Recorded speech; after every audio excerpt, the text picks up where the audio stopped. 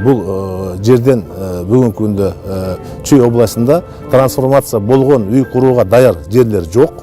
Бүгінгі күнде жоқ. Мұншалық елде көчіріп баруға.